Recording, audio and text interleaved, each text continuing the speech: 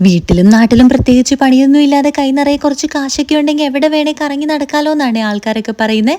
അങ്ങനെയാണെന്ന് എനിക്കിതുവരെ തോന്നിയിട്ടില്ല കേട്ടോ. ഇതിനൊക്കെ സമയവും സന്ദർഭവും ഒക്കെ ഒത്തുവരണ്ടേ. അതുപോലെ കാശുണ്ടെങ്കിലും എത്ര ആൾക്കാരാ സമാധാനവും സന്തോഷവും ഒന്നും ഇല്ലാതെ നടക്കുന്നേ? എത്ര ആൾക്കാരാ കാശുണ്ടെങ്കിലും ജീവിക്കാൻ മറന്നു പോകുന്നേ?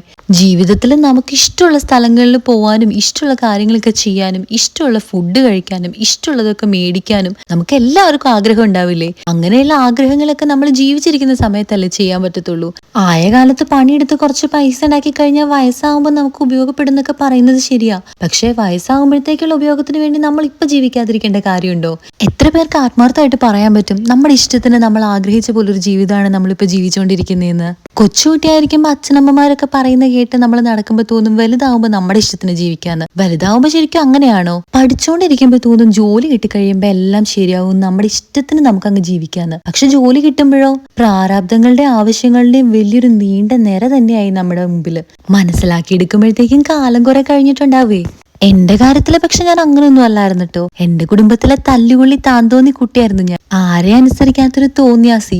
മോളെ നീ ഇങ്ങനെ ചെയ്താൽ നിന്റെ ജീവിതം സെറ്റിൽഡ് ആവും. മോളെ നീ ഇങ്ങനെ കാണിച്ചു കഴിഞ്ഞാൽ നിനക്ക് അങ്ങനെ ആവാൻ പറ്റും. ഇങ്ങനെയുള്ള ഒരു കാര്യങ്ങളും ഞാൻ ചെവിക്കൊള്ളില്ലായിരുന്നേ. അതിന്റെ ദേഷ്യമൊക്കെ വീട്ടുകാർക്കും നാട്ടുകാർക്കും കുടുംബക്കാർക്കും ഒക്കെ എന്റെ അടുത്തുണ്ടായിരുന്നേ.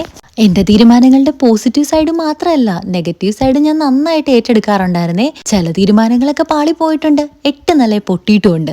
എല്ലാരും ഒറ്റപ്പെടുത്തി എന്ത് ചെയ്യുന്നറിയാതെ പകച്ചു നിന്ന് പോയ സന്ദർഭങ്ങളും എന്റെ ജീവിതത്തിൽ ഉണ്ടായിട്ടുണ്ടേ.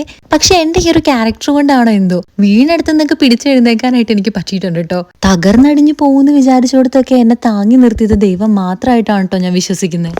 ദൈവം ചിലപ്പോഴൊക്കെ മനുഷ്യരുടെ രൂപത്തിൽ വരുന്നു പറയുന്നത് സത്യമായിരിക്കും അല്ലേ?